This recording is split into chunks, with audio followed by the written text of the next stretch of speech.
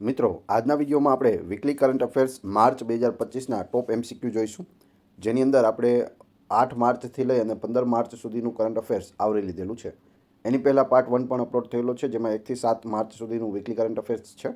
એ જોવાનું બાકી હોય તો એ પણ જોઈ લેજો. આવનાર બધી પરીક્ષા માટે મોસ્ટ આઈએમપી રહેશે, કેમ કે કરંટ અફેરના પ્રશ્નો છે તે દરેક પરીક્ષામાં પૂછાતા હોય છે. છેલ્લે તમારી ટેસ્ટ પણ લેવામાં આવે છે, તો વિડીયો વ્યવસ્થિત જોવો અને ટેસ્ટ આપી તમે તમારું નોલેજ પણ ચેક કરી શકો છો. એ સિવાય આની પીડીએફ પણ તમને પ્રોવાઈડ કરાવવામાં આવશે. તો જોઈએ ખૂબ જ અગત્યનો આ વિડીયો.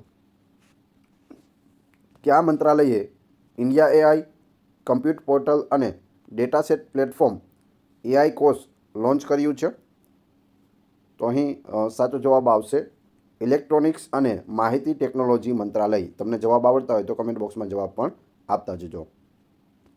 આના વિશે જોઈએ.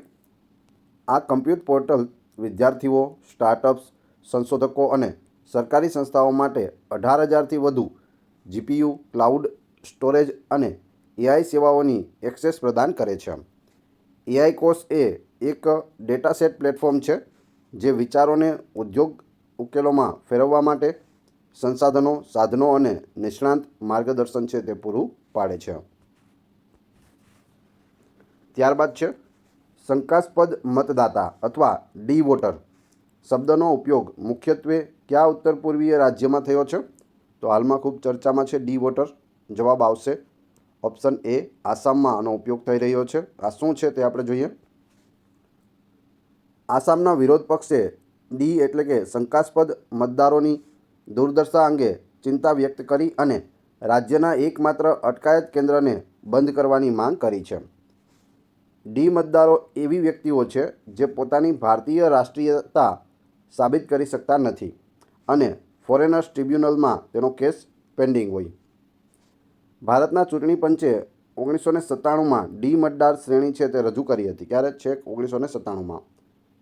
ડી વોટર મતદાન કરી શકતા નથી અથવા ચૂંટણી પણ લડી શકતા નથી, કારણ કે તેમની નાગરિકતા છે તે ચકાસાયેલી નથી, તે પેન્ડિંગ છે. બિલીગિરી રંગાસ્વામી મંદિર વાઘ અભયારણ્ય કયા રાજ્યમાં આવેલું છે? બિલીગિરી રંગાસ્વામી મંદિર વાઘ અભયારણ્ય, તો સાચો જવાબ આવશે કર્ણાટક રાજ્યમાં આ આવેલું છે. તેના વિશે જોઈએ. ઇકો સેન્સિટિવ ઝોન મોનિટરિંગ કમિટીએ બીઆરટી ટાઈગર રિઝર્વને સીમાથી 1 કિલોમીટરની અંદર અથવા ESZ સુધી, જે નજીક હોય તે સુધી નવા વાણિજ્ય બાંધકામો પર પ્રતિબંધ મૂકવાનો નિર્ણય લીધો છે.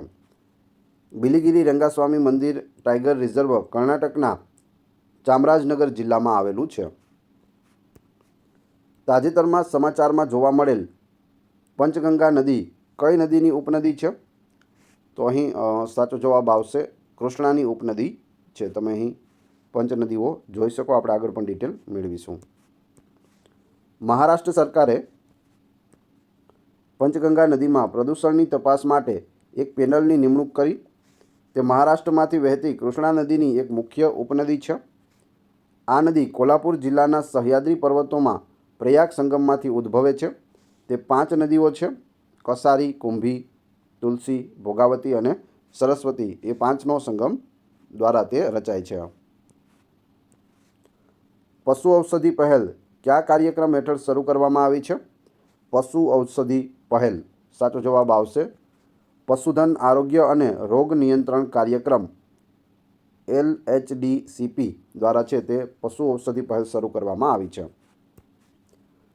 સરકાર સસ્તી પશુ ચિકિત્સા દવાઓ પૂરી પાડવા માટે દેશભરમાં પશુ ઔષધિ સ્ટોર્સ ખોલશે. તે ઓછી કિંમતની જેનરિક દવાઓ માટે પ્રધાનમંત્રી ભારતીય જનઔષધિ કેન્દ્રોના મોડલને અનુસરે છે. જેમ જનઔષધિ કેન્દ્રો છે તેમ પશુ ઔષધિ સ્ટોર્સ પણ ખોલવામાં આવશે. ખેડૂતો માટે સસ્તી, ઉચ્ચ ગુણવત્તાવાળી પશુ ચિકિત્સા દવાઓ સુનિશ્ચિત કરવા માટે 75 કરોડ રૂપિયા છે તે ફાળવવામાં આવ્યા છે. ગ્લોબલ ટેરરિઝમ ઇન્ડેક્સ એટલે કે GTI 2025 રિપોર્ટ કઈ સંસ્થા દ્વારા પ્રકાશિત કરવામાં આવ્યો છે? ગ્લોબલ ટેરરિઝમ ઇન્ડેક્સ 2025 કોના દ્વારા બહાર પાડવામાં આવ્યો? તો જવાબ આવશે Institute for Economics and Peace, IEP, Institute for Economics and Peace. આ રિપોર્ટ 2024માં પાકિસ્તાનમાં આતંકવાદ સંબંધિત મૃત્યુમાં 45% વધારો દર્શાવે છે. પાકિસ્તાન હવે ચોથા સ્થાનેથી બીજા સ્થાને સૌથી વધુ આતંકવાદથી પ્રભાવિત દેશ બની ગયો છે. માર્ચ 2025માં કાનૂની બાબતોના વિભાગના પ્રથમ મહિલા સચિવ તરીકે કોની નિમણૂક કરવામાં આવી છે?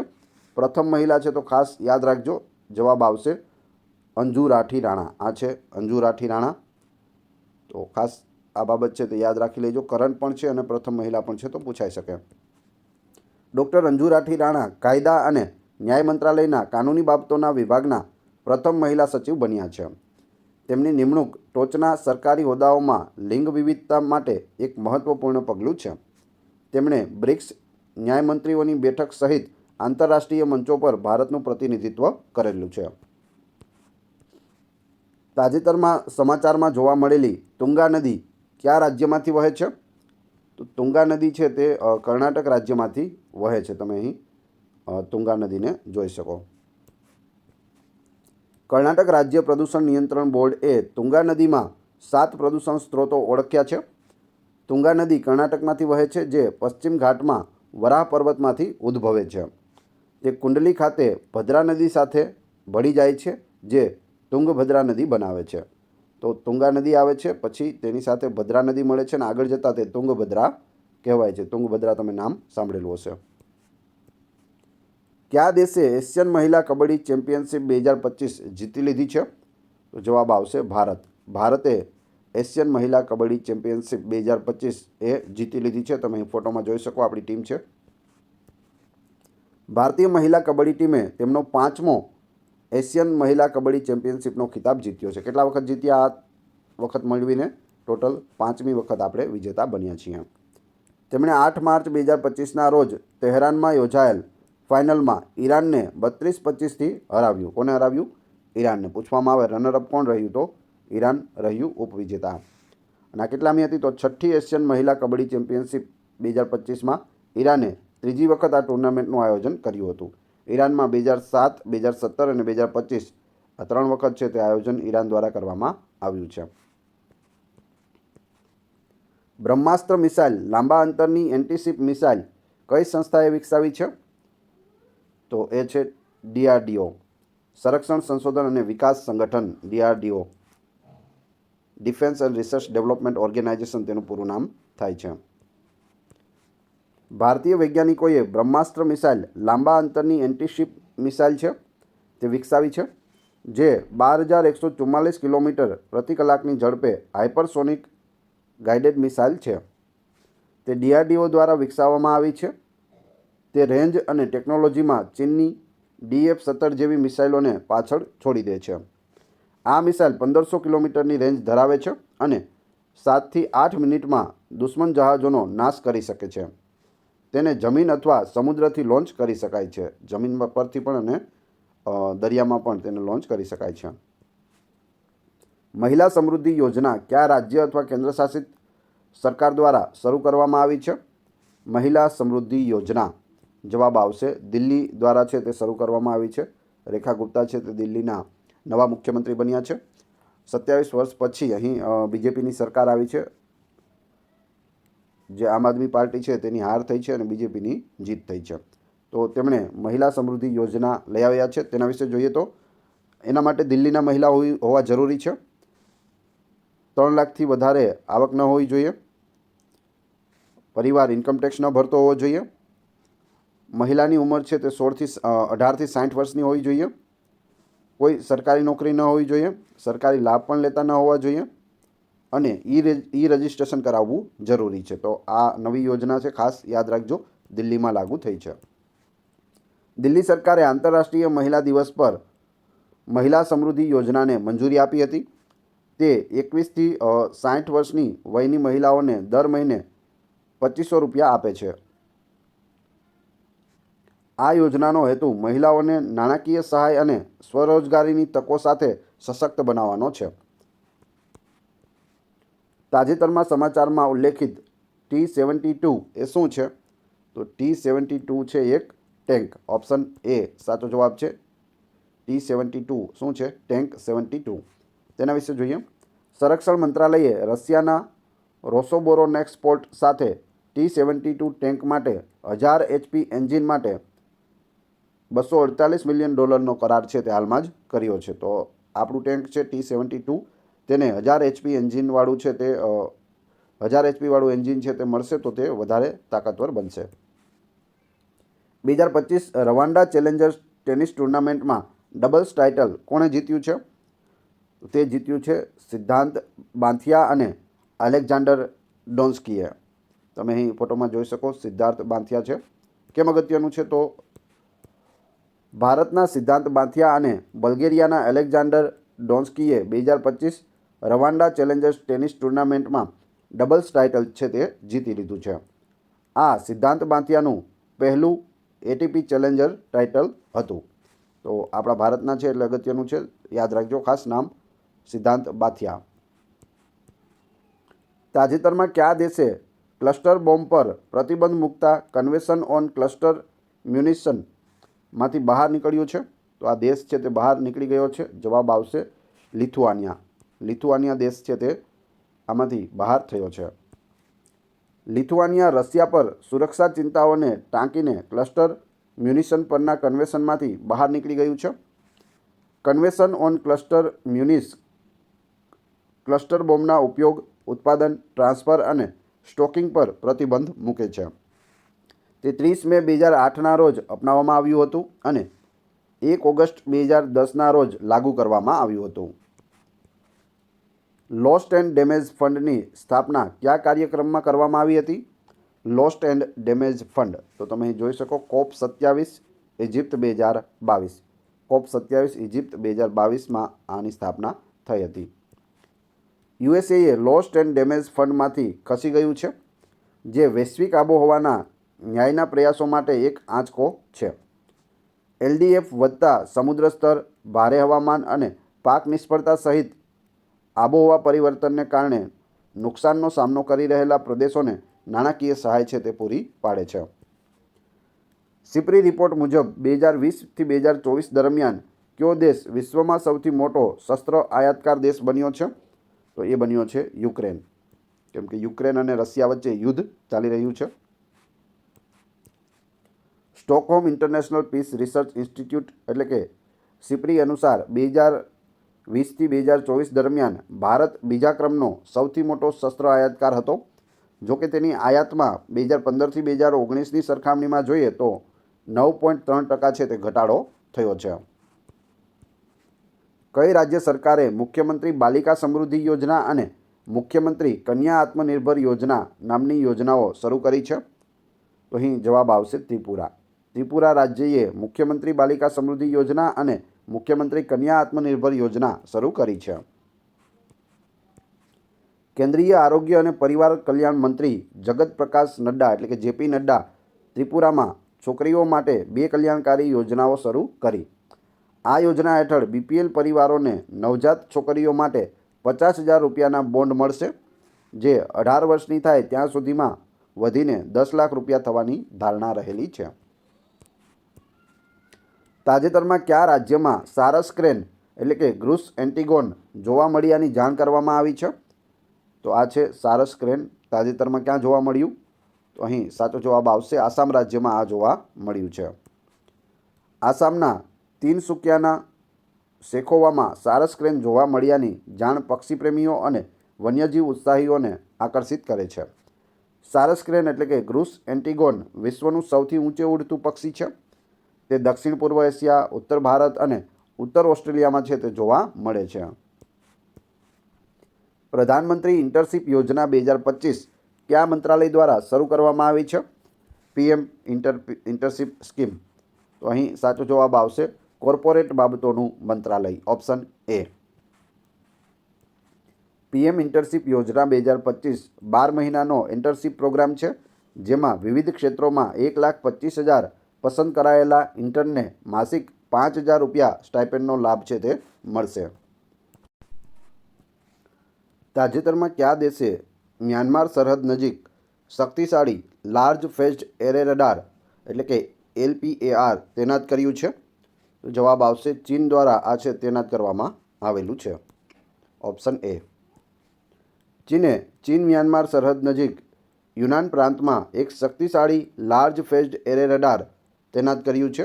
તેની સર્વેલન્સ રેન્જ 5000 કિલોમીટરથી વધુની છે.